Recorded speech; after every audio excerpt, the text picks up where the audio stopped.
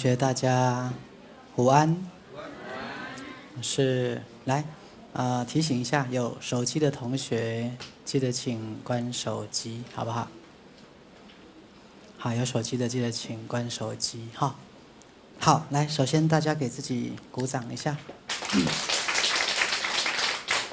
在前后2个台风在侵袭台湾，哈。然后有一个从下面掠过去了嘛，就是可能从香港啦，从深圳那边过去了。那现在有一个从北部要过来。那明天台北会放假吗？不确定了哈。好，那刚讲这个2个广告哈，一个广告是我们今年的赛事大典，那17、18是我们的荣誉村民工作坊。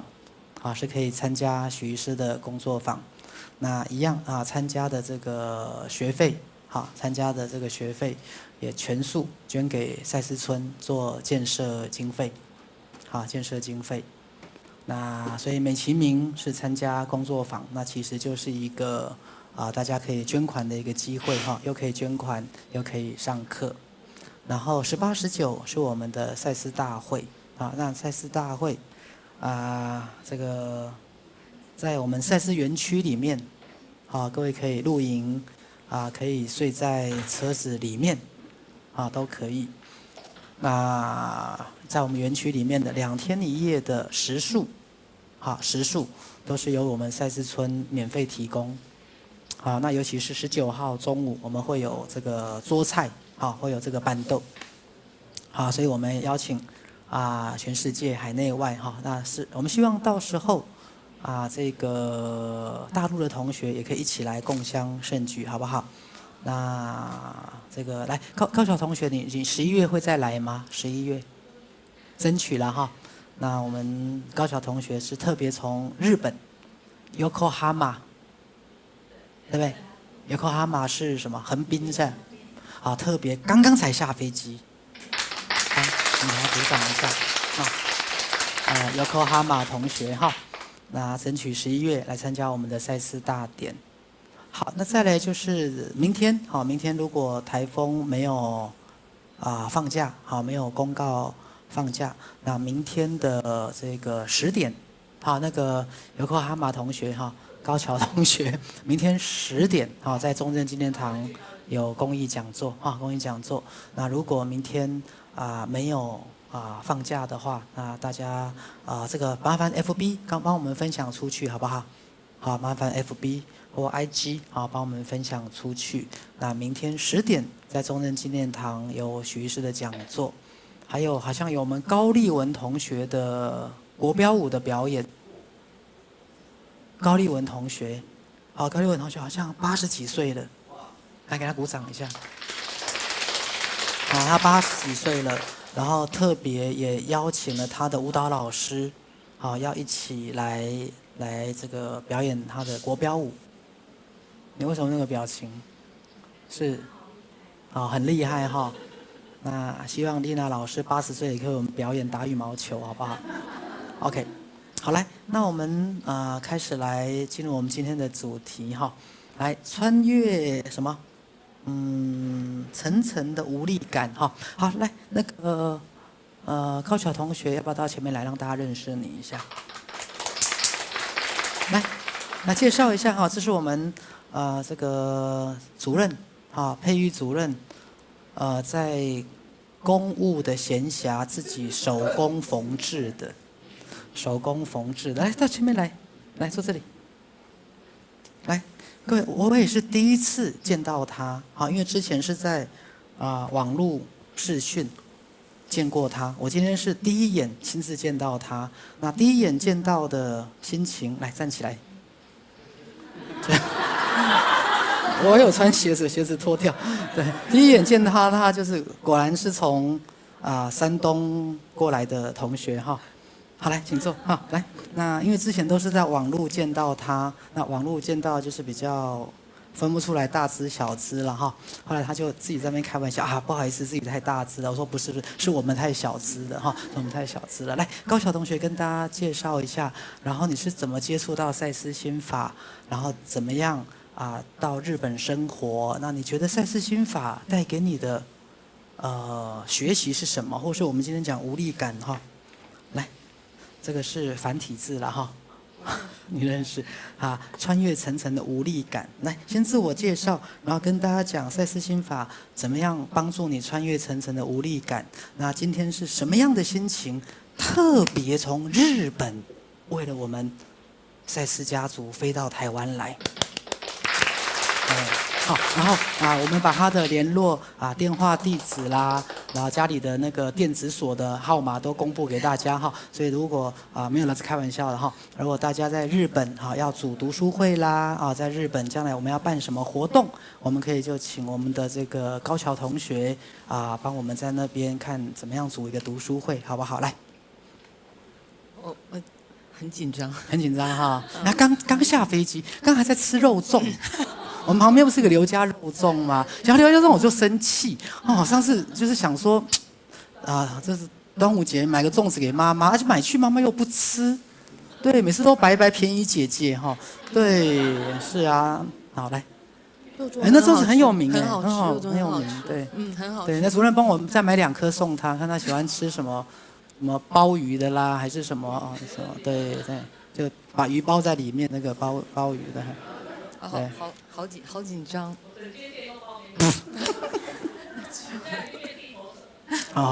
对。好紧张，现在手还在流汗。还在流汗，是。我是。对，我们讲完再休息哈。我是大概2年前在YouTube 上面偶然间听到许医师的讲演，之后1-2年都一直都在听。我是20岁的时候去日本，大概20岁的时候，已经24年。现在在日本有3个小孩。对，没关系啊。然后先生44岁对，身材这么好，对，人长得高，身材就会好好来，然后先生好像是在日本。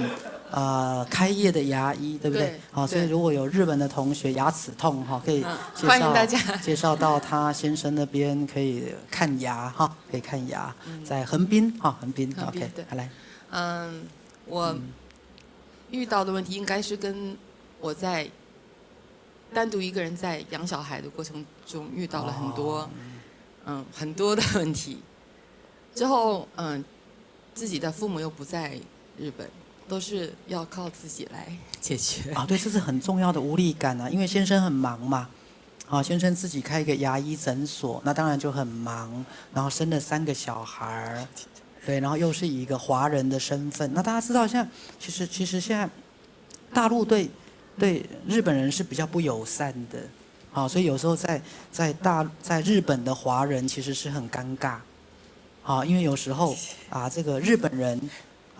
对华人有时候也会比较，对，表面上不会但所以就有一点会里外不是人，然后一个人要带3个小孩，对，来也讲一下你的无力感跟你的心情好不好？大家都自己人都自己人，那想哭就哭我们等一下会有哭得更厉害的，然后我们给他鼓掌一下鼓掌一下，对，然后一个华人在那边要带3个小孩，先生又这么忙，对。之后因为我是独生子女，我们家只有我一个小孩，我父母对我非常严格，从很小的时候就父亲经常打我，会吊起来打的那种，对不对？反正是不是吊起来要打得很，用皮带打那种。用皮带打，哇！之后我想我以后有小孩的话，我一定不要做这样的父母。所以我很努力，就很用力的在做一个好的妈妈，但是我自己还是走不出来那条觉得很优秀的妈妈该走的路。我也不知道该怎么说，我也不知道该说什么。怎么样一个优秀的妈妈该走的路？然后你这样子都忍住没有打小孩，会不会自己得内伤？对，会，对。经常崩溃。如果孩子体贴的话，应该也要让父母偶尔出一下气，这样父母也会比较 feel better 哈，感觉好一点这样子。OK， 对。后来我发现我就是一直都在攻击自己。我在日本没有看过神经科的医生，但是我经常失眠，我有去内科拿过睡觉的药，已经吃了大概有几年了。但是我跟徐医师在视讯上面做了几次治疗以后，我现在一周大概只吃1次的药就可以。对。我最近也变得非常的开心。因为当时许医生跟我说要我做一个快乐的妈妈，我忘记了我应该。快乐的妈妈比优秀的妈妈重要，因为当你快乐，孩子就会快乐。可是当你是一个优秀的妈妈，孩子可能过得很痛苦啊。好，所以我一直觉得快乐的父母比尽责任的父母重要，因为很多父母一直尽责任，可是一直就埋怨，然后整张脸就不好，然后就臭脸，有时候都对孩子不耐烦。那你那么尽责任，其实也没有什么功劳啊，对不对？对。我不是在讲你啦，我觉得不要误解。就像他的父母，我相信是为了他好。希望他好，希望他进步，希望他学习好，然后积极，然后就一直打他嘛。可是，一直打他，一定造成他内心的伤害嘛，对不对？我也没有学习，我也不喜欢学习，你看，还是不想学习，还是没有用嘛，对不对？所以我后来对我的小孩就是，你们要如果不想学的话，我也不逼你们，没办法。对，这是很好的态度。对，然后把钱省下来，好，把钱省下来，对。所以现在我觉得我的状态比以前快乐了很多，而且我要来台湾学习的话，我家人也很支持我。是，你的老家是在中国辽宁省的沈阳。沈阳人。去过吗？很冷的地方。对，是。那台湾的第几次来？我台湾上学的时候来旅游过2次。旅游过2次，所以这第3次来。对，这第4次，其实我来过1次，您忘了。上次来了，您忘了？对，我真的忘了，真的。刚才在电梯上看了，我看了半天，我说我没有认出来。对。所以刚好这次我妈妈4年没有到日本来，因为新冠。我妈妈终于来到日本以后，我又有机会来到这边。可能也是因为我妈妈来了以后，我跟我妈妈之间也有了一个和解。因为以前我也很恨我妈妈。为什么很恨妈妈？是爸爸打你的时候，他没有阻止爸爸。是他告状以后，我爸才打我。对嘛，就是父母双打嘛。对，父母一起打小孩叫双打，然后妈妈告状，爸爸动手，对不对？对。结果我的儿子也说，姥姥很喜欢，外婆很喜欢告状。妈妈，我终于理解你以前活得多么痛苦。对，所以他现在就把他的妈妈留在日本对付他的孩子。对。就这样吗？来多讲一下人生的无力感，好不好？比如说，身为一个家庭主妇，刚讲一个人带3个小孩是很大的无力感，而且好像2个儿子是？3个儿子3个都是儿子哈，那当然就是不好带嘛。那再来一个家庭主妇可能在日本的社会会不会有面临这个文化的部分很多的无力感？日本的社会，我感觉表面上都跟你很客气，但是实际上他是很难接受你的。对，就是人前手牵手，背后下毒手。对，那日本人其实表面上很客气，可是心里面是很看不起你的，是非常优雅的歧视你，非常优雅的歧视你，对不对？对。其实没有办法进到他们的内心。没有吧？没有。对。他们好像对亲情和感情都很淡，对自己的老公也是那样，把不好的东西留给老公，经常会听到他们讲。自己中午吃好吃的午餐，完了之后，老公回来以后就给老公1000块日元，他去吃午餐。就日本的太太这样的蛮多的。对，而且我以前记得我第一次到日本旅游的时候，其实很讶异哦，日本都把他们产品最好的留在国内，然后次级的外销。我就那时候就觉得我们台湾人真的很贱，你知道吗？这就是都把最好的外销，然后次等的留给我们自己。当地的台湾人，我觉得这很奇怪。然后烂的就留给自己，然后好的都外销。然后日本就刚好相反，他们国内销售的都是最好的，然后外销的都是次级的。这是我的误解吗？还是真的都是这样？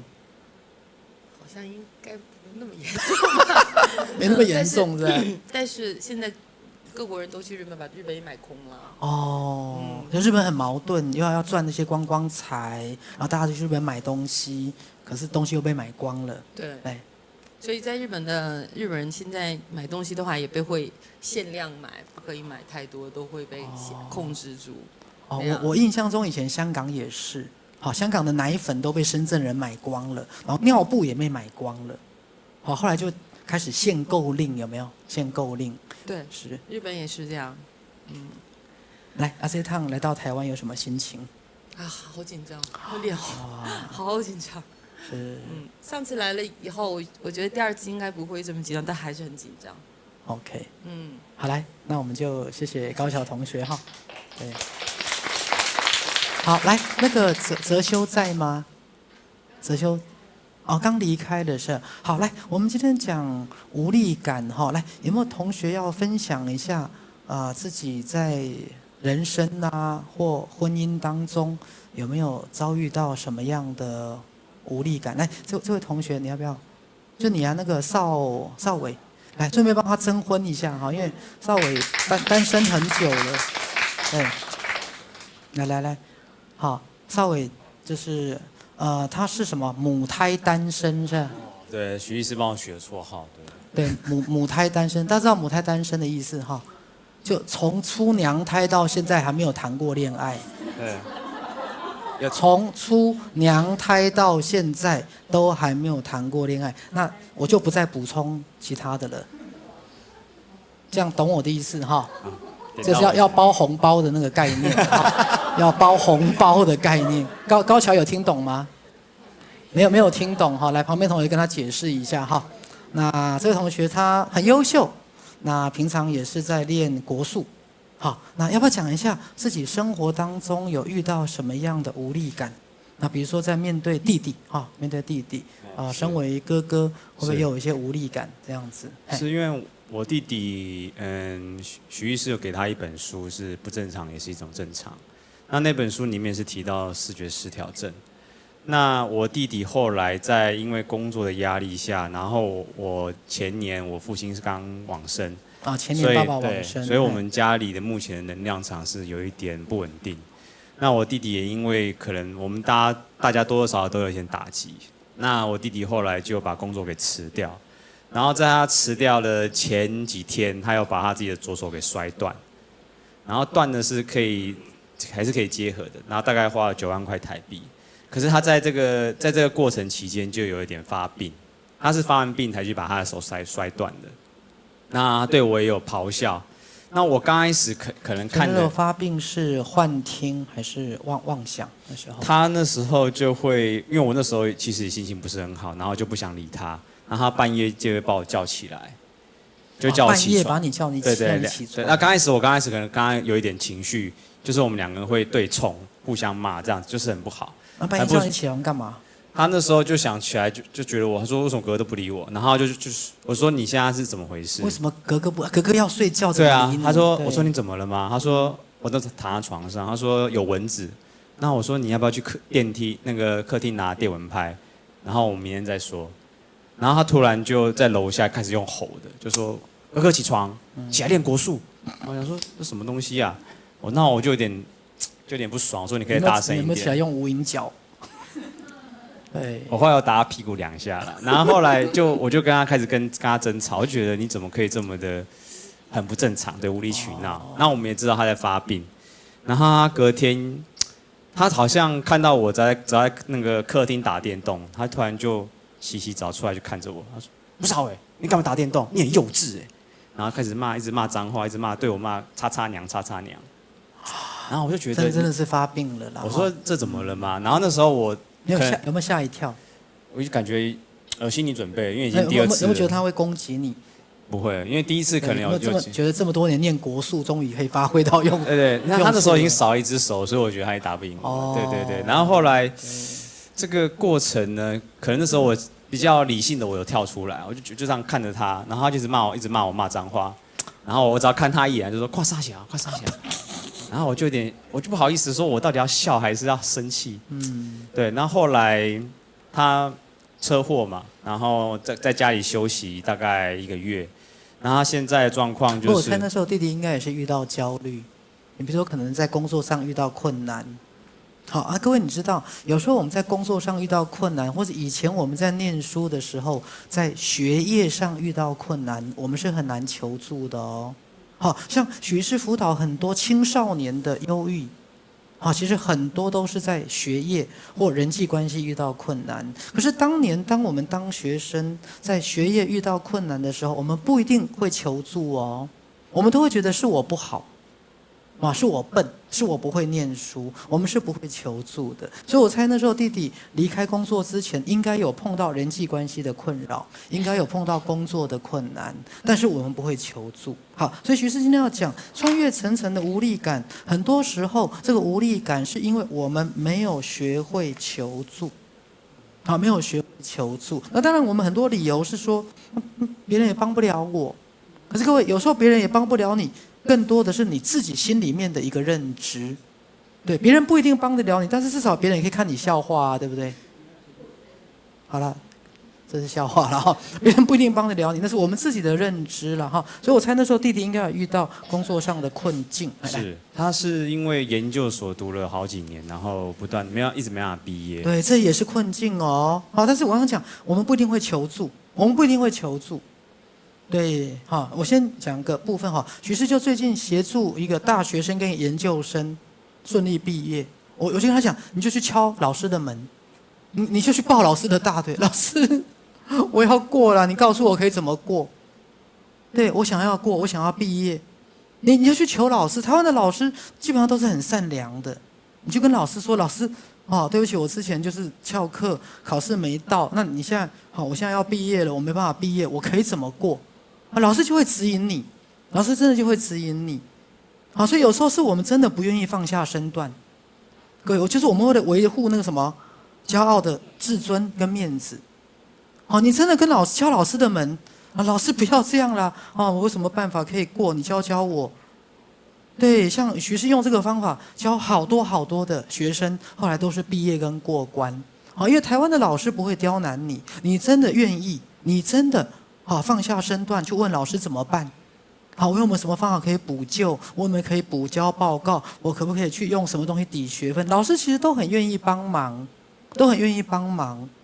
真的是我们自己那个脸拉不下来。来，弟弟研究所一直都没有毕业，后来嘞？后来我可能也学了赛斯，有跟他谈一下，然后有些东西就被挖出来了。是，然后那时候我父亲还在，然后他回来台北，我跟他聊了一下，聊了很多。那他一回台中就整个爆发，就在电梯里面嚎啕大哭。所以你看，然后后来我们才把他接回来。然后我有跟我爸讲说，我们先把他学可以先暂停一下。然后好不容易我爸才答应说好，那我们先暂停。然后就帮他找了一份工作。这样子。然后我弟后来就有去求助许医师，然后在那边可能有经过1-2次的问诊。那后续突然我父亲就很快的离开了。就是一个毫无预警的，一个突然跟我打电话跟我求助说我身体不状况，可能这次不舒服了，然后我就整个头皮发麻，我觉得应该可能很严重。对，那我父亲看到我之后，我去医院看他，那时候我们还有说有笑，他就闭着眼睛，他可能头很痛，然后我就问他说你怎么了？他说他身体不舒服，突然晕倒。那我说那你晕倒你怎么开门？他说他爬着出去把门打开，让救护人员进来。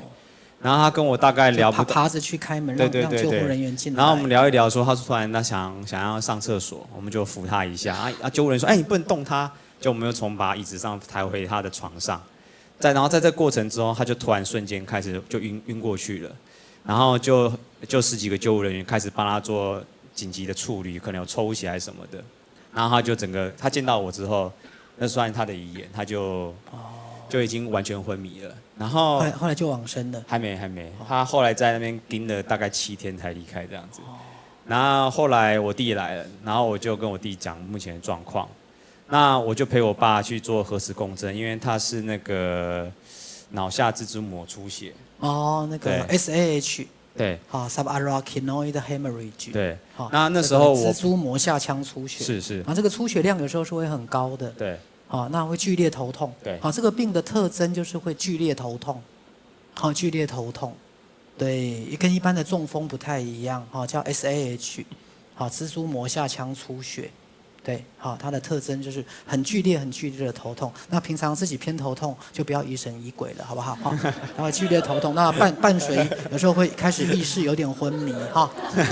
我一定要先讲一下，不然你们每个人头痛就是我是蜘蛛膜下腔出血，哈，就开始疑神疑鬼，哈。OK， 好，它会伴随剧烈的头痛，对，然后如果抽脑脊髓液一抽，好就会知道，这样脑脊髓液里面就会有那个血液，好就变成血色的，哎。然后第一家医院说他的这个找不到他那个血管的地方，没办法帮他止血，所以没办法开刀，所以要转诊。然后我们就很快转诊。那时候我父亲的意识已经开始就模糊的。然后我们就到那个什么急救，他就在那边先等，我们在那边等。然后就从晚上6、7点等到10点，然后终于排到那个核磁共振。那我就推他进去的时候，他还有一点意识，因为他感觉到那个床在震动，在推，然后他手握得比较紧这样子。然后我们就陪他进去。之后因为那时候也刚好新冠肺炎，没办法陪伴，所以他就去进那叫什么，就是24小时会有照顾的那个叫做什么？加护病房，对。然后他就在加护房做观察，然后我就先回去，然后我就装作他一切都是往最好的方向在发展，然后我也没有先跟母亲讲，然后隔天才跟母亲讲，然后母亲再从台中回来这样子，然后之后我们就用视讯跟他这样谈，希望他可以苏醒。然后在我在公司那段期间，我母亲好像有去跟医院有签一些说放弃急救这样子，然后到7天之后，最后一天我们被叫去说他准备要往生了。那希望我们赶快去看。所以那时候从昏迷下去到7天后就没有再醒过来。对，他都没有醒来。然后他有帮他打强心针，结果我们到了医院在那边等了3个小时，他说心跳恢复了，他恢复到正常人，要我们再回去。我心里想真笑然后结果我们回去的时候已经1点了。有时候那时候打强心针是为了等你们家属来。对。好，那如果你能做主的话，就不要再打了，就让他平安的走。对。好，有时候真的是为了等你们来，所以打那个强心针。好，那你看你自己作为，我都在那边还要打个强心针等你们来，你自己愿不愿意？对吗？就让人家好好的走，好不好？如果真的要走的时候，不要说为了要等谁，然后医生就在那边又一直打强心针。对，是啊。然后之后他3点还2点45分吧，说他已经离开了。然后我心里想说，我们才刚到家里，还睡不到30分钟，我再搞下去，我们活人可能也要往生了。所以我就跟我弟讲说，我们不要理他，我们就先反正都已经往生，就放在那边，也不会怎么样了。鼓掌。对啊。然后我们就让他平安的走。对啊，我们就也不要再打扰他了。你看，这就是豁达，这就是有学赛司机法跟没学赛司机法的差别。反正都已经睡下来30分钟了，反正人都已经走掉了，那去要干嘛？对不对？就要干嘛？继续睡，这就对了。然后我们就睡到，不要再打扰他了。我们就多睡了2个小时，然后你看这就对了。再鼓掌一次。医院打电话来挂掉。你们一定要啰里吧嗦，人都走了，你还啰嗦什么？对。你没有种救活，死一直打扰我干嘛？挂掉。对。然后我们就去领那个大体。那领的过程中，我觉得我奇怪，怎么悲伤感却没有很强烈，就是没有像之前那样子。来继续。对。那之前我反而觉得心好像已经定下来，因为你知道结局已经有了。之前是悬在有跟没有之间，对，然后你会非常的焦虑，整个焦虑到不行。然后在那个之前，他刚打下去的第2天的时候，是完全没办法睡觉的，因为那焦虑感很强烈。然后我只能冥想，然后想象很多彩虹的光照到他身上。然后后来我就在心里面跟我父亲讲说，如果你有你的决定的话，我们尊重你的决定。然后到隔天之后，我大概心里就已经有个底了，对。然后之后他就很快的就平安的离开，然后我们很快处理，因为刚好是那时候是过年，然后我们在过年的前3天，然后领大体2天之后就火化了。对，然后我们就在找了一个很简单的一个4楼的那种，这叫怎么讲？专门在办那个地方4楼，就是办那个。对，告别式，对，因为别人都选隆重，就随便挑了一小间。然后阿姨说你们在办++9这样子，对，我们就很快的当天办告别式，然后晚上就火化，然后可以平安过年。我们就很快的把它弄掉这样子。对，这样难过日子，因为活人还是要过日子。那之后，那感伤就开始流到日后慢慢的消化这样子。那现在想起来会感伤吗？也还好，因为学了赛斯，我有在记录梦，所以我这一整年来都其实在梦的世界，常常跟我父亲有互动。鼓掌！你看，你们没有学的的话，等清明节；人家有学的，每天晚上都是清明节，随时要去祭拜都可以，随时要去看都可以。你们还要等清明节，清明节去还不一定看得到，对不对？你看，这就是学赛斯的不同。对。然后在梦里，爸爸过得好不好？爸爸他过得还不错，还有去他家看。然后你还有去他住的对，往生之后住的地方。对，往生他那时候住的怎么样？住的是一个树的底下，因为我们是树葬，所以他就说我那个场地是树的地方，他把树底下挖了一个空间。就是像哈比人这样。对。爸爸也长得不高。对，也不高，对。然后就哈比人有没有？魔戒里面哈比人就树下面挖一个洞，就很温暖，有没有？然后那个巫师啊，进去就要低着头这样子，对不对？对，然后第一个礼拜是因为我爸很喜欢重机跟赛车，所以第一个礼拜就梦到他在开赛车，然后我就觉得，我爸他的梦想成真了。可是刚开始你会跟那个意识还没有达到那个时候，你会被那个地方给骗，然后我就说，你会觉得说，我爸还活着是理所当然。可是隔几个月之后，自我意识开始带到那个内我意识进去的时候，我会在梦里面质疑说：你不是已经死掉了吗？就有意识的进去，自己已经进去，就你不是已经往生了吗？怎么还会在这里？对，他就把棺材推开，然后就走出来。我说都烧成灰了呢。哇！对啊，然后就觉得很好玩，真的。对，那你看，真的有学赛斯心法就不一样哈。对。那你说层层的无力感，就是这几个礼拜，我会非常的焦虑家里的状况，除了我弟，还有我母亲，因为我母亲她也是前几年得了乳癌，然后也没有学赛斯，可是她就还活得好好的，那我也很担心。你也很担心？对。不过我真的要讲我觉得真的很多东西跟我们平常以为的不一样。像那天我有一个个案。他先生是4、5年前罹患了舌根癌，舌头的根部，而且是第4期舌根癌在4、5年前，而且舌根癌他先生只有开刀，没有做化疗跟放疗，没有做，而到现在4、5年竟然活得很好。各位，你知道舌根癌第4期存活率大概只有20%到30% 5年存活率。有治疗的情况之下，只有20%到30%，他竟然只有开刀，没有做化学治疗，没有做放射治疗，到现在4、5年 OK 好，所以我要跟大家讲，很多人体真的有很多不可思议的能力啦。好，我们真的都没有把这个很正向的信念建立起来。妈妈，你说乳癌几年了？乳癌大概快10年了，可是他那中间，我是后来学赛斯才知道这件事情，可是。就10年都好，然后还有子宫肌瘤，不过他后来又闯下了一个，我觉得是大祸。他对他的身体不是很友善。他在照顾他母亲的时候，他把自己的脊椎给弄受伤了，然后有去打那个骨泥。对，所以他现在没办法久站，他必须要束腰，然后几乎是整天都。但是这个要担心是不是转移他有去检查骨头吗？没有要检查因为你现在会说徐医师的第一个。担心就是乳癌转移到脊椎，把脊椎的骨头吃掉一部分，所以那个骨折它叫做病理性骨折，就是骨头本身是因为遭受到癌细胞的侵袭，所以有一地方被吃掉了，所以它才造成骨折的。所以这不能只有打骨泥，它可能以医学来讲呢，可能要回去做放射治疗或化学治疗。所以极大的可能是癌细胞，因为乳癌本身，它是走血的，走血的路线，所以它会转到淋巴结，然后会转到骨头，所以我的第一个怀疑是妈妈有骨转移好不好？所以我建议他不，因为如果这个病理性骨折没有去处理的话，怕会其他的骨头也会被吃掉哦。是。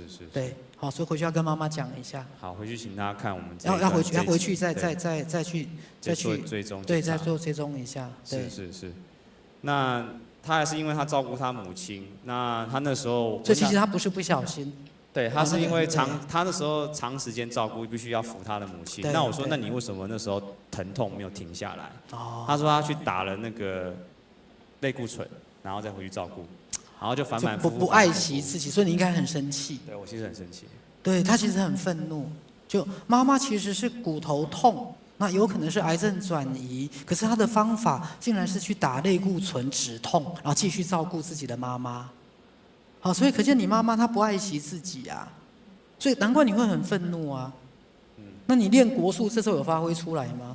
怎么发挥？帮他瞧一下嘛。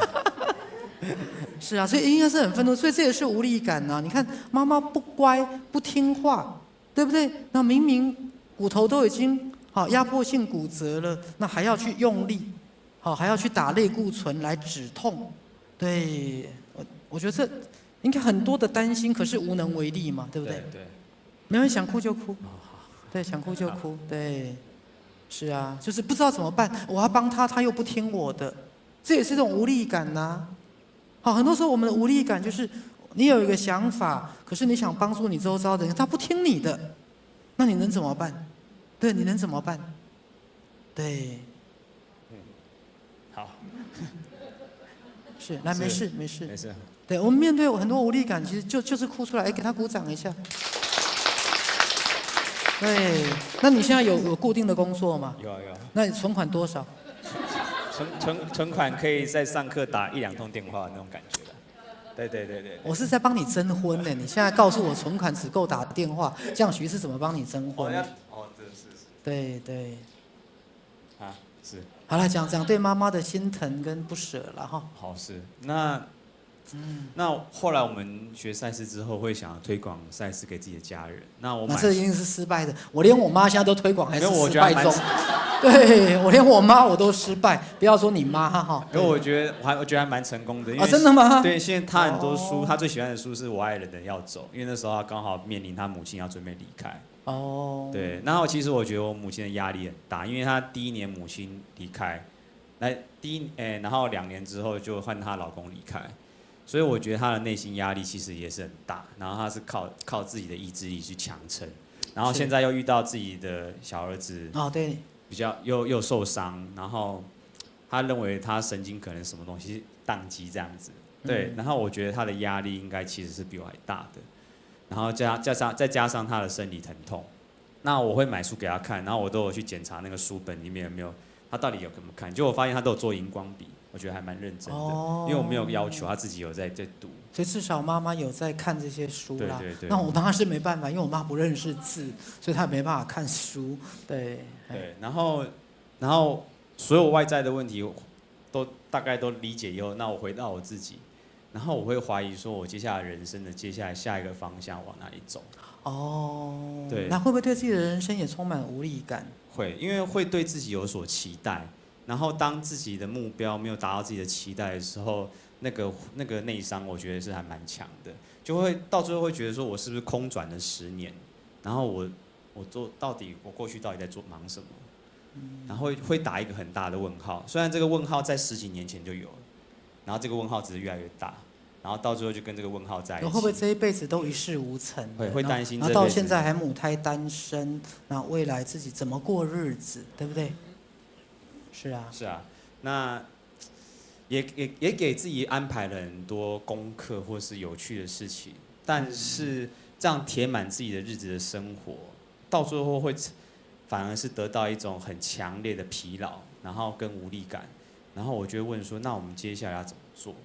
那好险我们有学赛事，也会懂得说怎么样调节自己的情绪，或是平衡自己的不平衡，可能会有做冥想或是看书。但问题还是很多，问题就一直在那边。那我最近有去翻我以前跟崇邦老师上课的笔记，然后他就说，那我们可不可以不要急着给答案，先陪伴这个问题，跟他在一起。然后我看了觉得还蛮感动的，所以我很感谢那时候老师有给我一些这样的指导。对，那因为学了赛斯，看到很多人开始一个一个这样离开，然后就会有点是很神奇嘛。因为我学赛斯的第1年，就是隔壁邻居在吵架，我觉得好烦啊。结果我学了赛斯之后，他们就其中一个就真的离开了。我说哇，好厉害。对。结果我学，对啊。你怎么把他们弄死？对。然后就第2年是我阿嬷离开，啊，然后就第3年是崇放老师离开，我说怎么越来越近？然后第4年换我爸离开，然后今年第5年了，压力有点大，对，不知道谁要离开，会害怕这样子。对，那其实我觉得差不多这样子的。对。啊，面对这些无力感怎么办？比如说今年几岁？我今年37。37岁啦，就很担心人生空转。那你觉得你的无力感怎么解决？无力感怎么解决？对啊。那我先回应一下哈，那天在台北分会在上梦境化与价值完成的读书会，其中一部分赛斯提到。当然，赛斯是用失觉失调的人格做比喻了哈。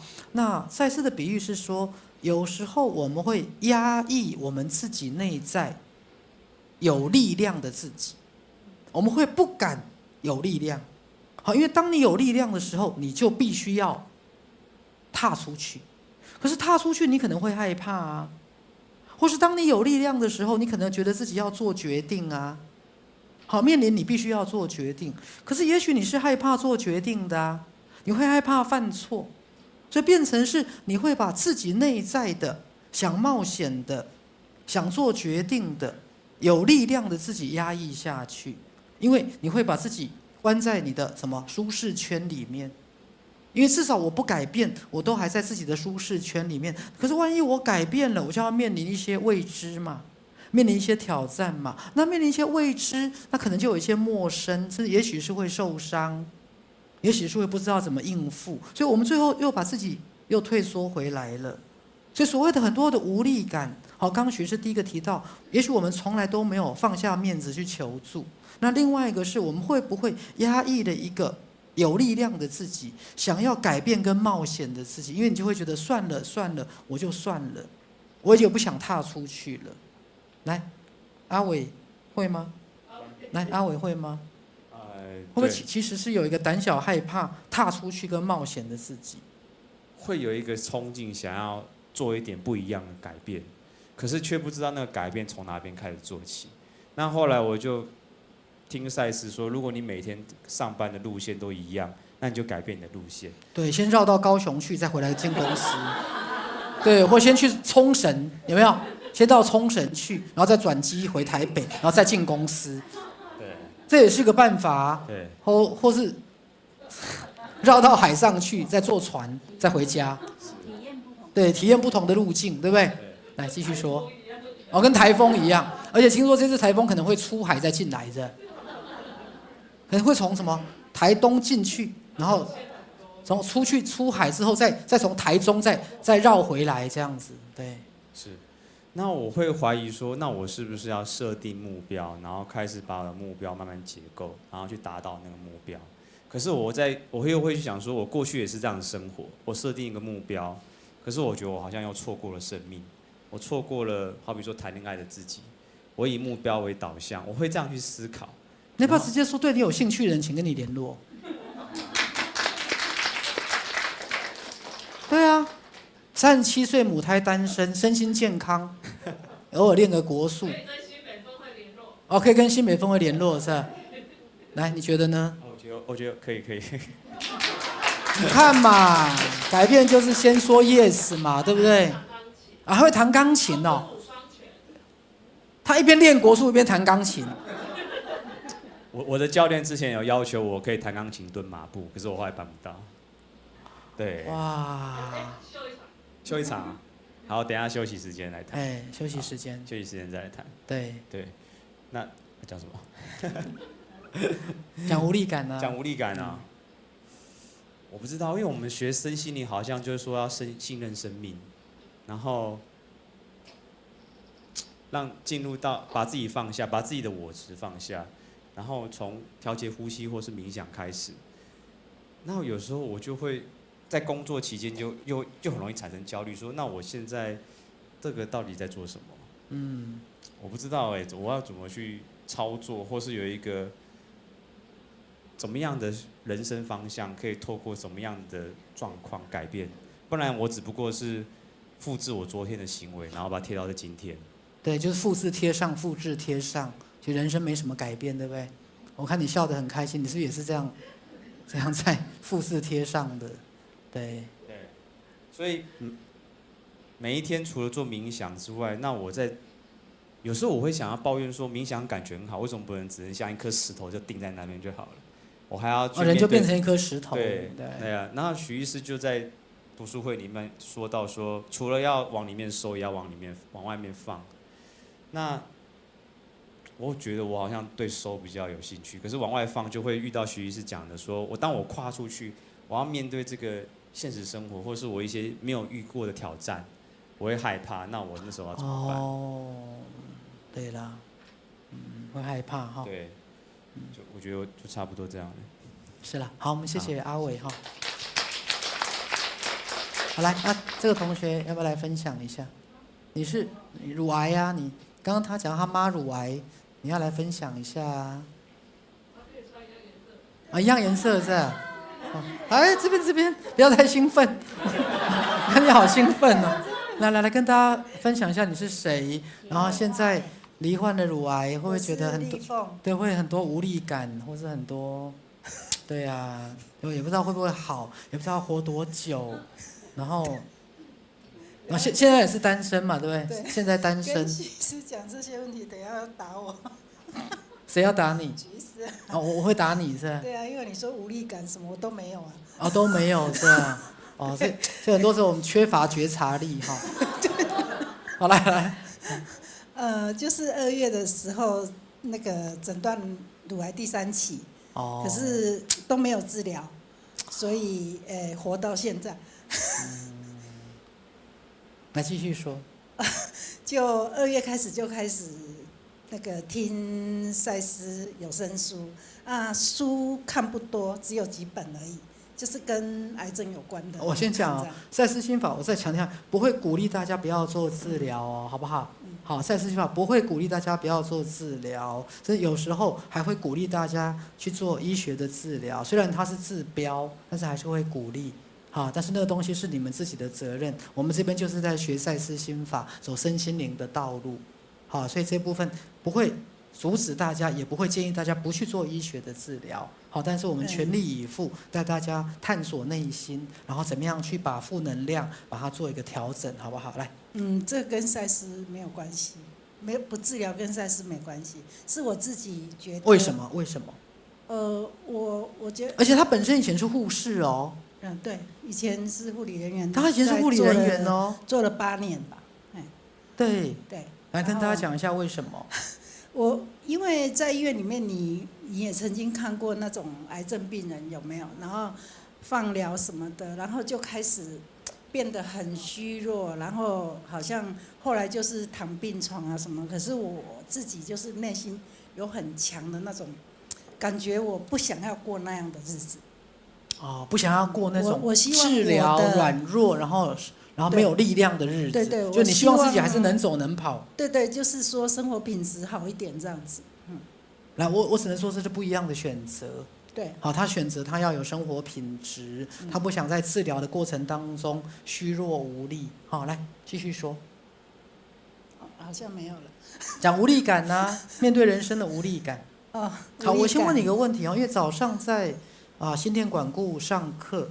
好，徐师有稍微有一段提到跟癌症有关因为大家知道，一般而言，我们以为人是先往生，然后再投胎，再转世嘛，对不对？好，可是你们接触过赛斯心法的人，徐师，我记得我跟大家讲过那个威廉詹姆士的世界观里面有提到一个概念就是转世不一定发生在往生之后。好，大家记得这个观念，转世不一定发生在往生之后，意思是说你今天就可以重新转世。好，意思是说，谁说明天醒过来的你必须跟昨天你是一样的你？来，各位仔细听哦。谁说明天醒过来的你跟今天必须是同样一个自己？来，其实开个玩笑，像我们高桥同学，好，万一等一下离开的时候不小心跌倒撞到头，他突然忘记他是从日本过来的，结果在台湾生活下去，来，可不可以当成另外一个转世？可以啊。来，曲师打一个比喻，来，各位仔细听我这句话：谁说明天醒过来的你一定要是昨天的你？你们仔细思考这句话哦，其实是我们的惯性哦。我要再讲一遍，是我们的惯性哦。谁说明天醒过来的你一定要是昨天的你？谁说很多东西不能改变？谁说你不能够？第一个换工作，第二个你没有在婚姻里面，你可不可以进入婚姻？那你进入婚姻，你可不可以改变婚姻的形式，或结束你的婚姻？你可不可以从台湾，从台北搬到高雄？你真的够狠的话，买张单程机票到美国跳机啊，反正跳机的是你又不是我。各位听懂了吗？对啊，你也可以带个御寒大衣，带个氧气筒，然后躲在那个飞机的起落架里面啊。记得要带御寒衣，带氧气筒对，是啊。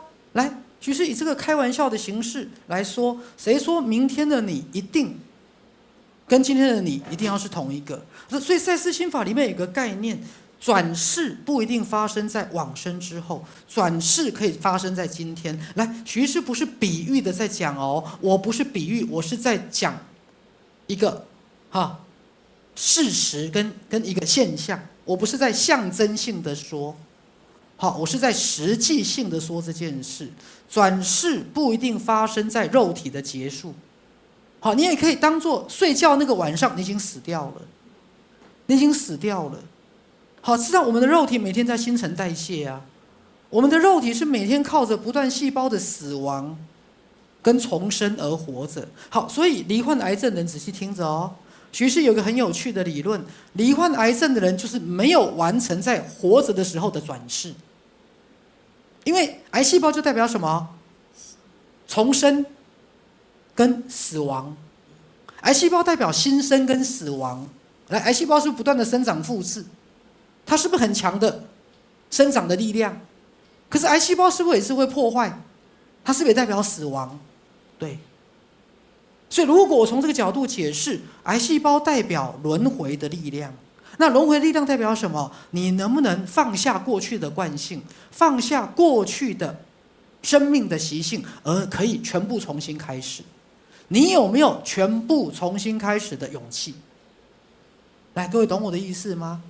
因为有时候我们从年轻到现在，从学生到现在，各位你们不是只是在累积资产，而且你们也没有累积出什么资产嘛，对不对 ？OK， 我们不是只有在累积资产，各位，我们还累积很多什么习性、惯性。所以这同学刚才在讲啊，每天都是复制前一天的生活，贴上，复制贴上。对，是啊。来，先讲个笑话。其实刚才我太太本来还要开车载我来，后来因为她下午有一个学手冲咖啡的课程，我就没有叫她开车载我来，我就自己坐捷运来。那我坐捷运来，就下了捷运就走路过来啊。走路过来，我就发现，怎么捷运站的对面，本来要走到下一个路口才可以过马路，下捷运站直接正前方就设了一个行人穿越道，可以从那个头前庄直接捷运站走到对面。新设的耶，以前没有那我就很享受这段路，因为这段路没有走过。所以我太太觉得很奇怪，他可以开车载我来啊，或叫计程车啊，可是我宁愿坐捷运，宁愿走一条没有走过的路。来，各位，因为怎么样？很新鲜。所以我的意思是说，从你们以前到现在，其实你们没累积多少资产呢？但累积了什么？一堆习性、惯性，一堆头脑的框架，有没有？那这些东西就是造成你种种的无力感啊。就造成你种种的无力感，因为你都被捆绑住啦。好，如果我回到这位同学，好，他的癌细胞代表什么？代表毁灭跟重生。来，各位你要知道，死亡的反面就是生命，生命的反面就是死亡。所以癌细胞同时代表死亡，同时代表生命。对，所以你怎么样去当成过去的你已经死掉了？你怎么样当成今天的你是重新再转世的你？那各位，什么叫重新再转世的你？你不要觉得这是一句话哦。什么叫重新再转世的你？重新转世的意思是什么？各位，它就是一切昨天你的就是前世了哦。好，所以今天回到家看到爸爸妈妈你谁哦？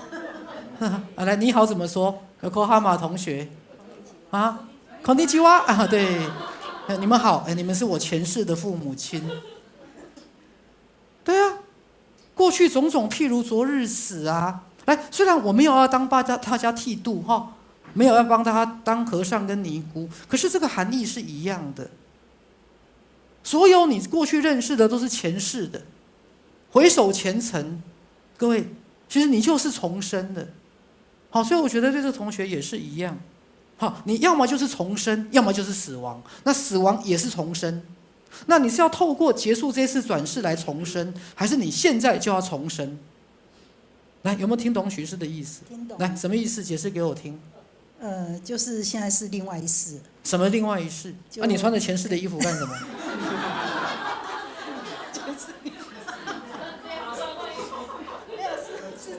啊？那个信念跟想。他还会做衣服，他以前是那个什么裁缝师是？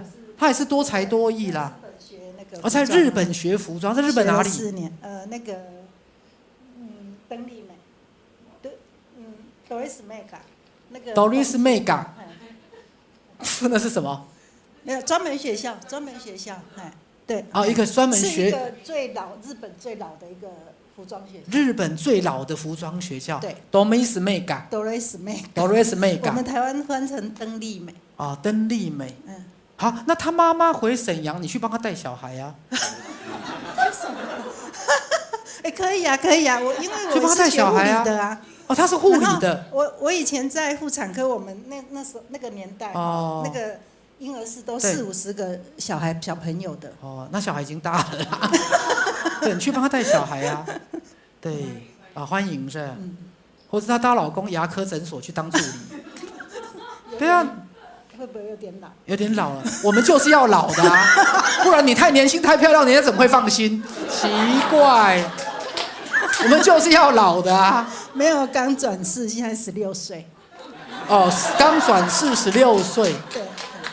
太好了，你看头脑转得还不错哈。好了，所以徐师要讲哈，得到癌症就表示这一世活腻了，走到了尽头，但是又不知道怎么样重新开始。好，你看他这一辈子，长得也人模人样，也多才多艺。好，可是走到现在，实在不知道怎么走下去。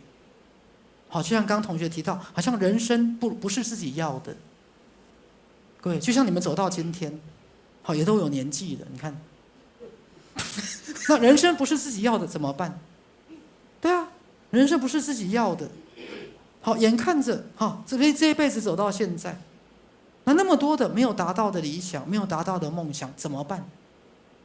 好，各位，没有毁灭，没有重生，没有毁灭，没有重生。好，所以各位，你们不要低估了毁灭的力量。好，我们常常都会希望好，可是没有坏，没有破坏，怎么会有建设？所以为什么我还是要提到日本的那个印度3大神明其中之一叫什么？湿婆。湿婆就是专门破坏的。大台风、大地震、大灾难，各位他才能重生，他才能重生。来，有没有什么心得？那你日本话还可以吗？大丈夫。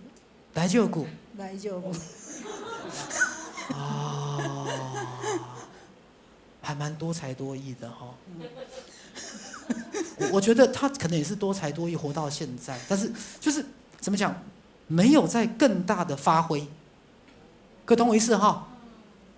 好，所以你们以为癌症的人是太累，各位，我跟大家讲，其实不见得。癌症的人是累在他做他不喜欢做的事，而不是生命真的怎么样发挥在他喜欢做的事上面。各位，你喜欢做的事，你怎么会累？你看你半夜打电动玩具，你看你半夜在追剧，你有在累的吗？没有在累的，听懂了哈？没有在累的。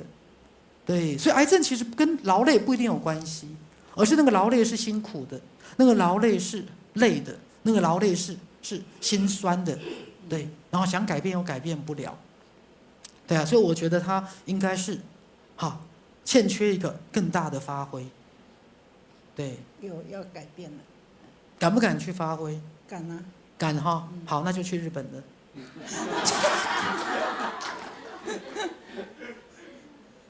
我不喜欢日本的那种很假的社会，真的。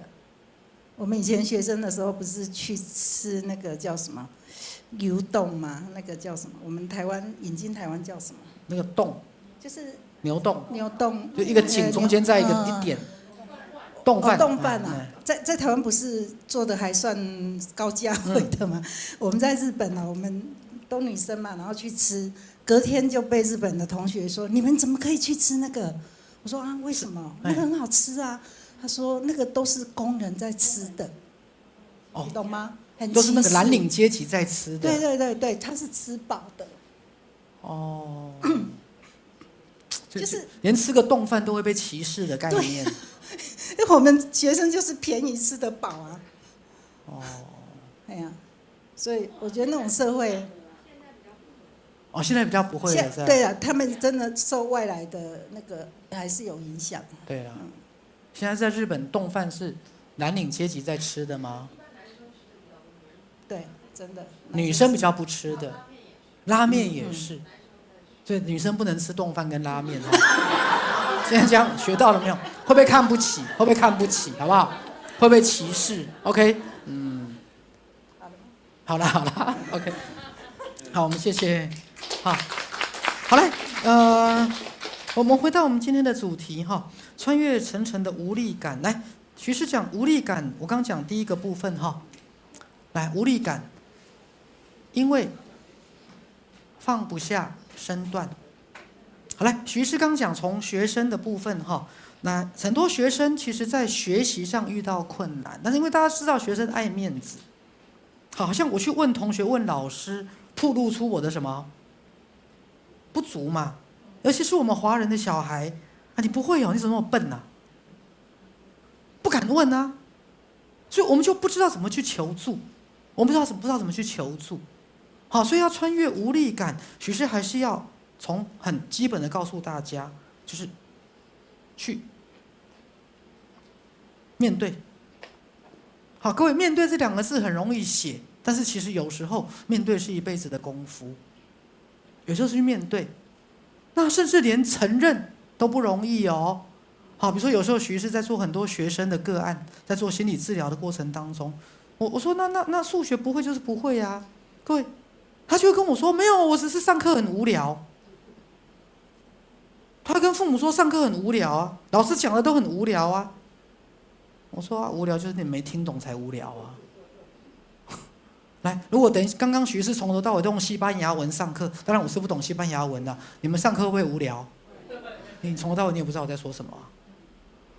当然无聊啊。所以当你的孩子告诉你老师上课很无聊，各位，他就在说什么？他听不懂，他理解不了，他跟不上，但是他说不出口。我听不懂，来，懂了吗？他说不出口，因为孩子都希望在父母面前怎么样？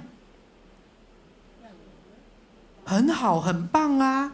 各位，我们很难在父母亲面前承认我们是不足的。对啊，好，我那天做一个躁郁症的个案，有点躁郁症偏思觉失调。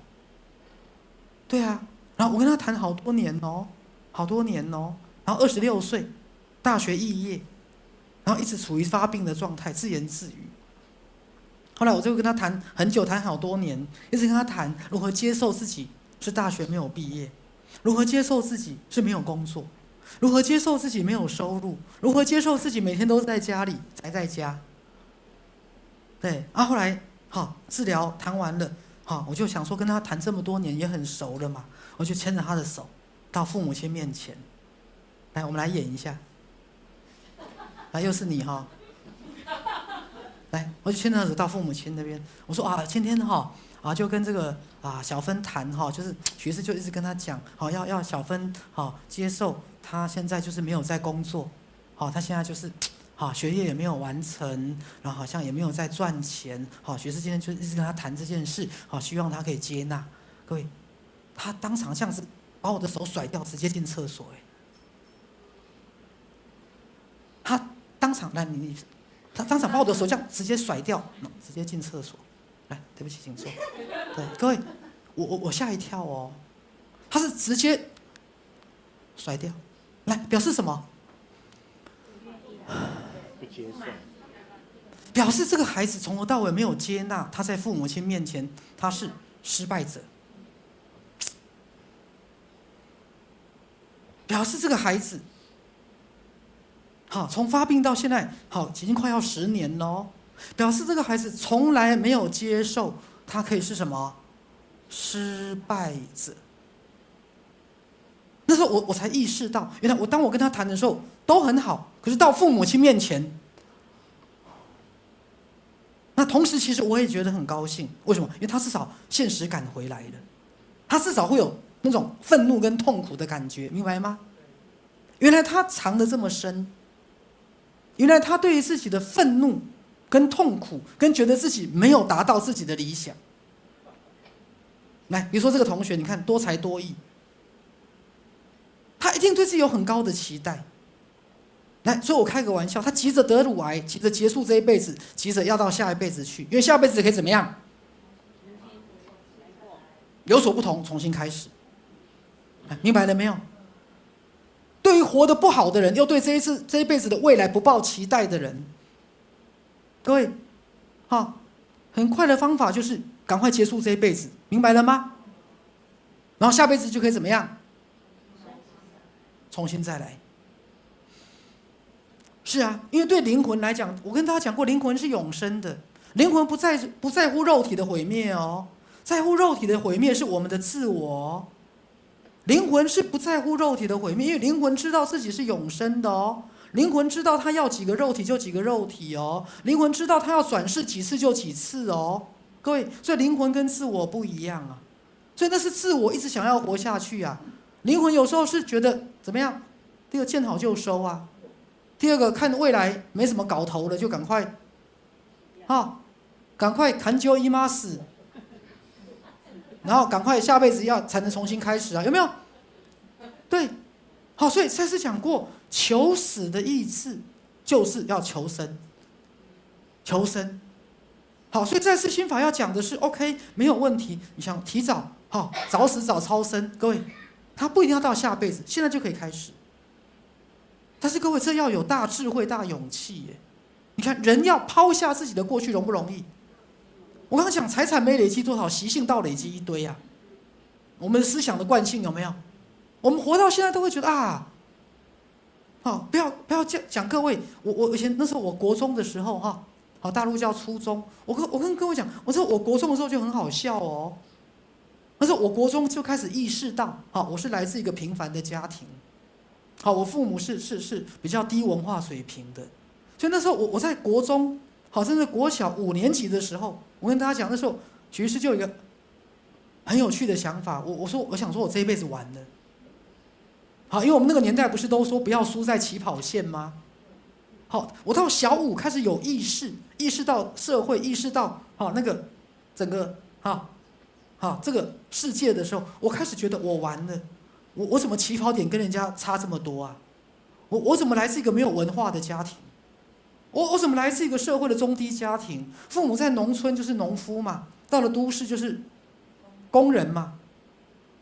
各位，那时候我小学才5年级，我就看着我这一生，我就觉得完了，这一生大概K 掉掉，你看我们又这么可爱，又这么可爱。然后我们小学5年级就这么高，已经这么高了。小学5年级就已经这么高了。好，那时候开始有意识哦，我这一辈子，我大概就 BBQ 了，真的。所以那时候我真的就是有点，好，人家不是说这个什么小时候定终身吗？那其实我那时候最感伤的或最挫败的，还不是因为家庭环境不好哦，是我那时候意识到我在那个家庭环境中被培养的不是老师眼中的那个高尚的人格，有没有？因为以前我们小学老师都会希望孩子是很有礼貌，然后品学兼优，好，是像日本人这样，哎呦，哦嗨哟，就是很 gay 森那种有没有？而且我们乡下出来的那个有没有？我还记得那时候我二姐啊，在学考试啊，公民与道德的时候，好有一题叫做荔枝吃完了荔枝皮要丢哪里？好，第一个丢在床铺底下啊，第二个丢在水沟，第三个丢在垃圾桶。好他是丢在水沟，因为乡下哪有垃圾桶？乡下哪有垃圾桶？所以他就丢在水沟嘛。那老师当然就画叉叉嘛。各位懂我意思啊？就是我们所来自的那个家庭是社会底层的，是吃冻饭跟拉面那一种，有没有？然后因为我们的文化就不是那种班上第一名、第二名，那个家里很有教养的孩子，有没有？然后就觉得好像这辈子完蛋了，我妈怎么把我教育成这样？我妈怎么把我教育成这样？对，然后我还记得一个小故事啊，那时候我幼稚园啊，回家就跟我妈说：“妈，我跟你说我上幼稚园老师选我当那一排的排长排长要负责发水果啊，那我发水果的时候都把那个最大颗的留给自己，那我妈就抚摸着我的头说：孩子啊，真乖。”这么小就已经学会照顾自己了。你看这种家庭养出来的孩子，老师会欣赏你吗？因为学校教的是孔融让梨呀，我妈妈教我的是最大颗梨要留给自己呀。各位这样懂我意思吗？然后我又是全班第一名，然后我们的气质啦，家庭教育出来的又是老师那种觉得，哎呦，这个你懂我意思吗？我回到家，我妈说：“这个孩子好棒啊！”发水果给同学最大颗的留给自己这个就称赞我，你知道，我是被这样养大的呢。而且我进了小学，进了中学，各位懂我意思哈？那我们就不知道我们错在哪里啊？我们就不知道我们错在哪里啊？后来我二姐不是丢那个水沟吗？你是不认识字是吧？你少来，你根本就是丢水沟的，你还在那边辩解。好啦。他没有念幼稚园的OK， 好，可是，在乡下就是丢水沟啊，所以我今天如果回去，我会骂那个老师，人家小朋友只是按照他的生活习惯写啊，乡下没有垃圾桶，你为什么写人家丢水沟是错的？明明是你老师没水准啊，对不对？各位，我是长大之后才接受这个没水准的我啊，我是长大之后才慢慢接受这个没水准的我啊。好，所以那时候其实我在小学5年级到国中的时候，我是很多无力感的。我想说天哪，你看我被教养成这个样子，我爸妈给我这么多的这些信念，那他给我的信念都不是属于社会高层的有教养的那些信念。我父母给我的都不是，都是比较社会中低阶层的生存哲学，生存的那个本能有没有？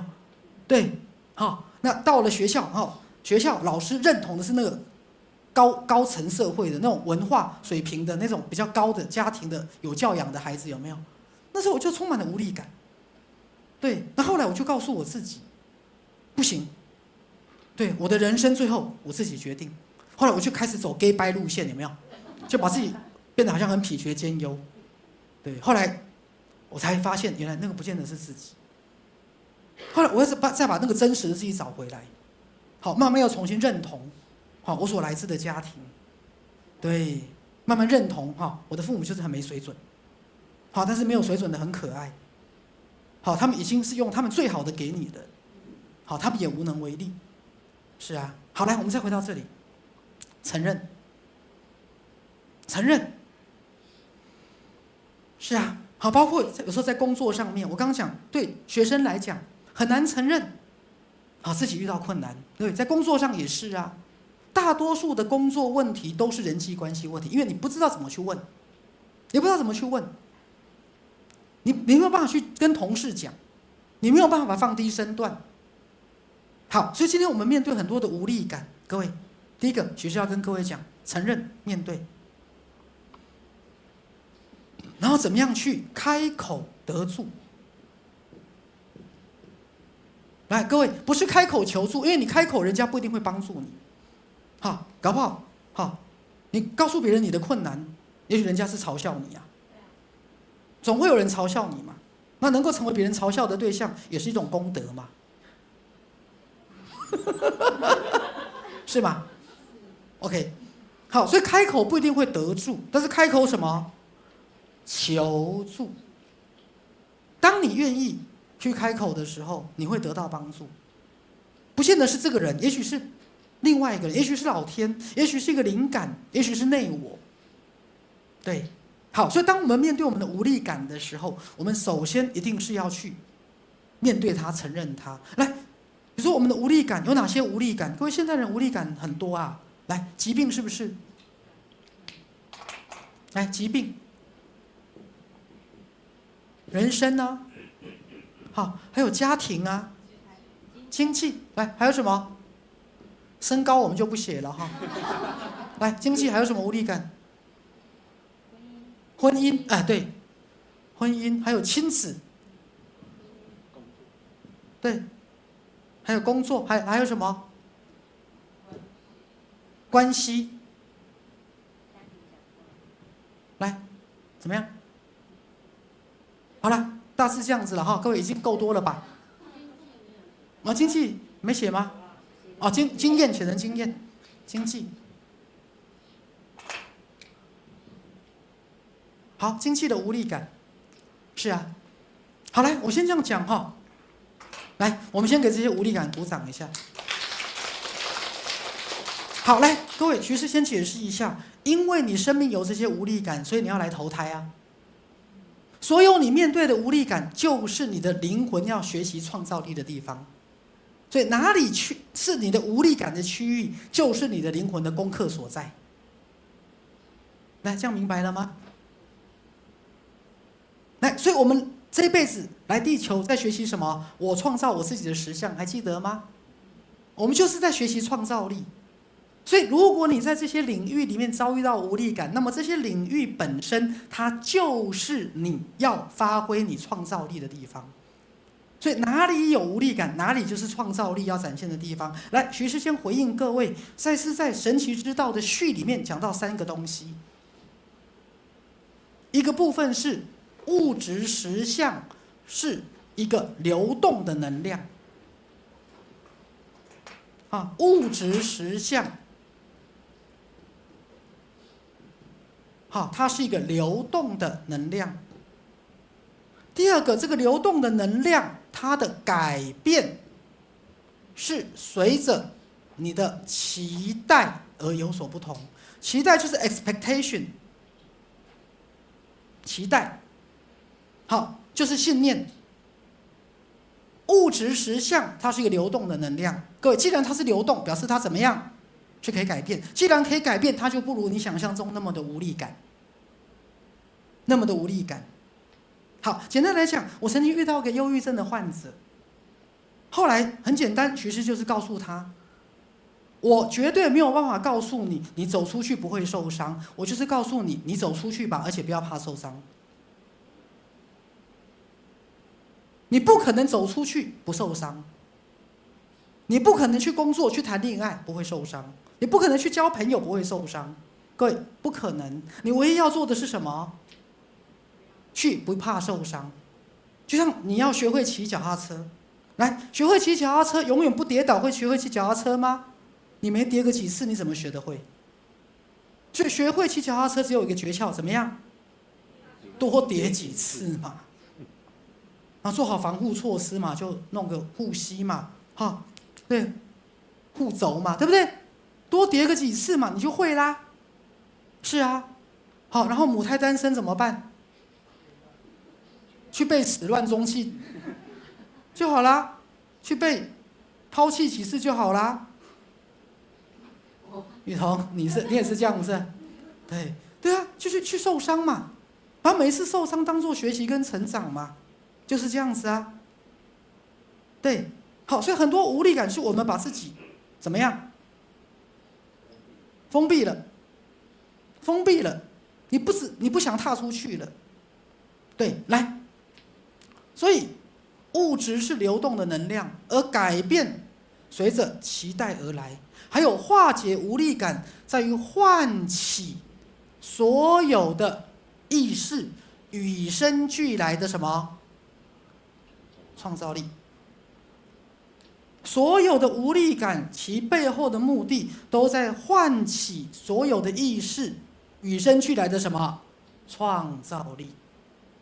那你可以承认我暂时无力感，对，我暂时赚不了钱，对，我暂时无能为力，但这只是暂时的。好，之前有一句话徐师觉得很棒。好，如果现在你的人生不好，或目前如果结局不好，那就还没有到最后。以赛斯心法来讲，你要相信最后永远是最好的。那如果不够好呢？还没到最后嘛，还在过程嘛，还在过程嘛。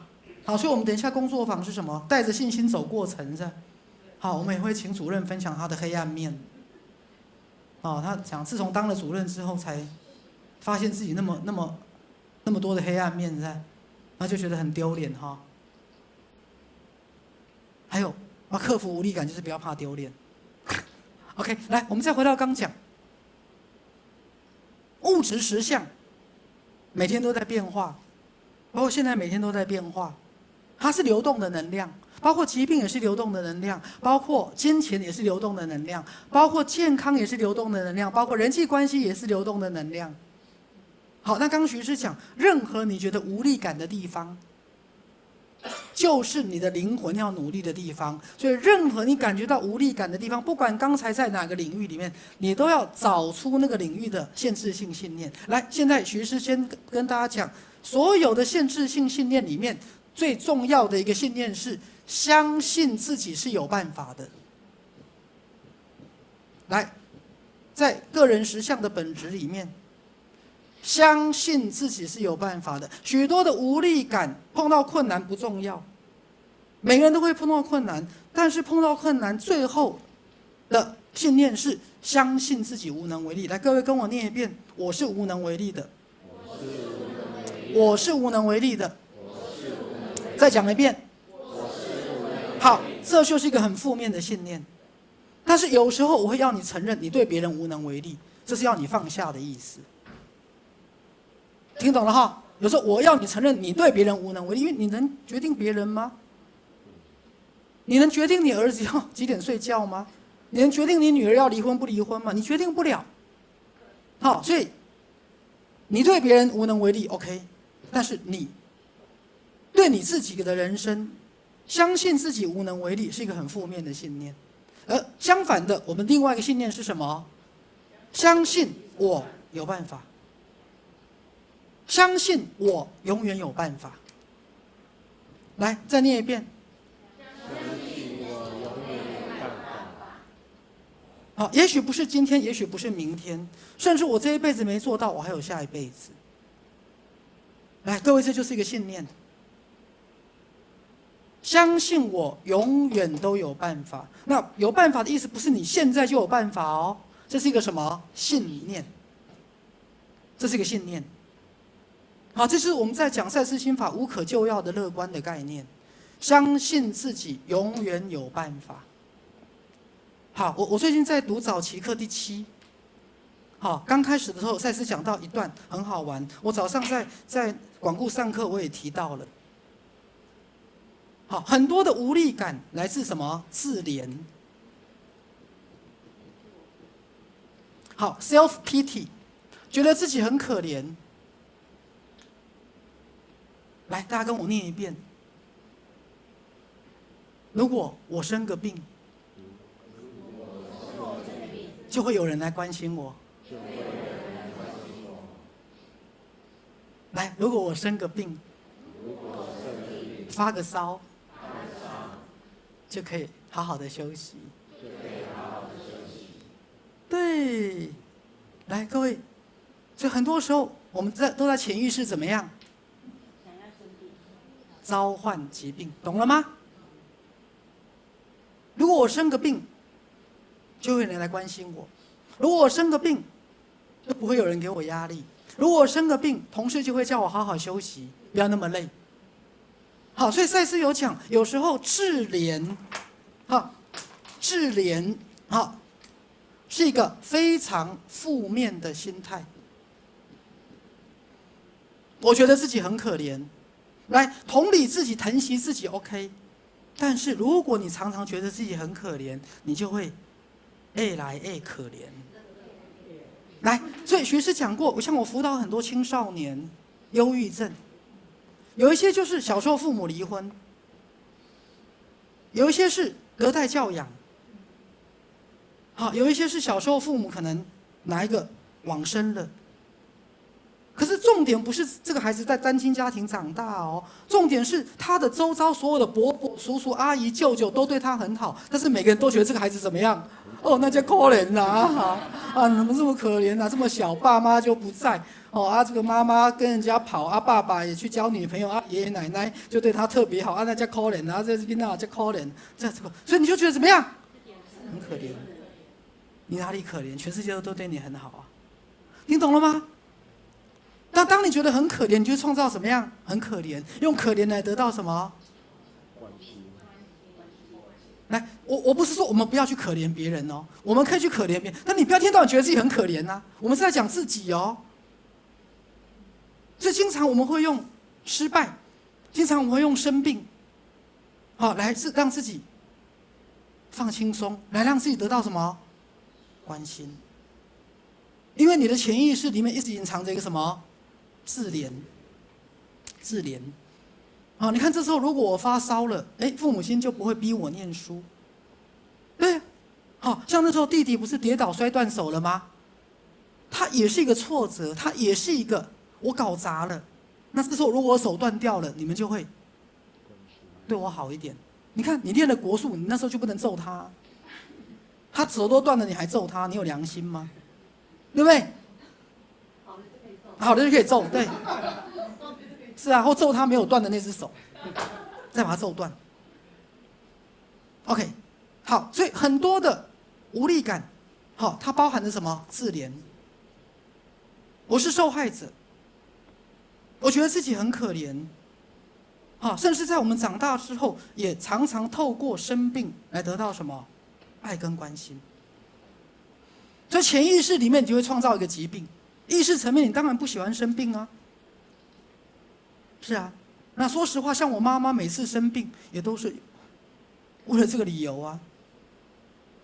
她其实每次需要关心的时候，就是用生病啊。对，都是用生病。是啊，那平常你要去看她，像我礼拜3还礼拜4，就这个叫了一堆菜，6道菜，去跟她吃饭，就吃完饭又开始骂我，你怎么那么恶毒啊？你妈这样子腿断掉了，你都不帮你妈，你看你害你妈妈像不能走路，你怎么那么不孝？好啦，去死啊！当然我知道她在求助，那你老了也是我害的吗？对，因为妈妈一直把希望寄托在你身上，对，还是觉得你要为她的生病负责。我没有办法给你长生不老啊！你现在已经很好了哟，那他怪我没有带他去医这个脚，然后怪我没有去带他去开刀。对，是啊，好，各位，所以当面对别人的无理要求，你就要做什么？界限，界限跟切割。好，所以那时候徐医师讲过，我们如何有同理心，如何建立界限。我同理你的悲哀，但是你的悲哀不是我的错。我同理，你很孤单很寂寞，但是为什么我每次来都要让你骂？听懂了没有？我同理你不代表我没有界限，我同理你不代表我要觉得我有罪恶感。妈妈这样子状况是我害的吗？所以我妈妈很厉害，就她要把她所有的不舒服都怪罪到你身上。他其实是在求助，可是你一不小心你就中计了哦，都是我不好，都是我不好，都是我，没有让他，怎么样站起来会跑会飞是吧？所以我妈很厉害，我妈很厉害，就是让你充满无力感。你懂我意思吗？好，那这时候你就要怎么样建立界限？好，我做我能做的。那难道我当你儿子，我要让你长生不老吗？难道我当你儿子，你的生老病死是我的错吗？你怎么可以都怪到我身上呢？对，所以你们会面对很多指责，很无力感啊。我妈就说你当什么医生？你妈不能走路，你都没有在关心。对啊。来，各位，所以你会生气，你知道吗？好，那生气这时候叫什么？智慧就要出现了。这不是我的错，来跟我讲一遍，不是我的错。不是我的错。所以对于你周遭很多人把他的生命的责任丢给你，来，各位，我再讲个例子，你孩子念不念书是干你屁事啊？对啊，我最近有一个个案，他女儿就是要跟那个坐牢12年的出来，这个当男女朋友，那父母能够说什么吗？听懂了吗？那他还是自己的选择啊。所以各位，你要把自己的实相过好，但是不是别人是你的责任啊？没有任何人是你的责任，懂我意思吗？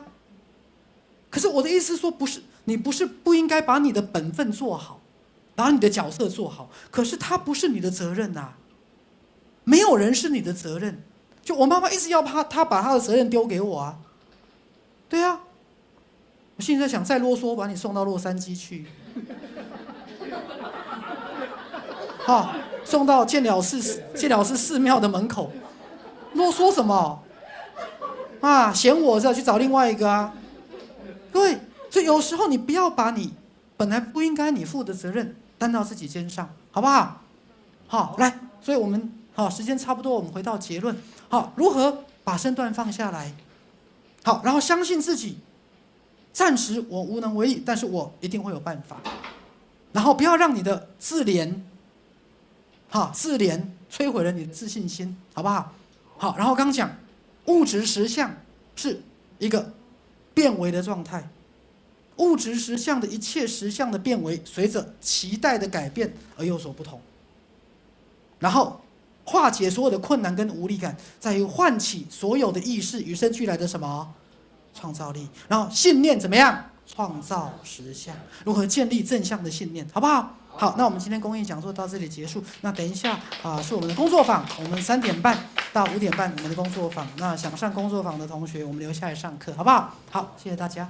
如果你喜欢这支影片，请按赞、订阅、分享，并开启小铃铛，支持赛斯教育基金会，支持赛斯网络电视台，让我们用不一样的角度一起看世界，来体验共同创造的一切。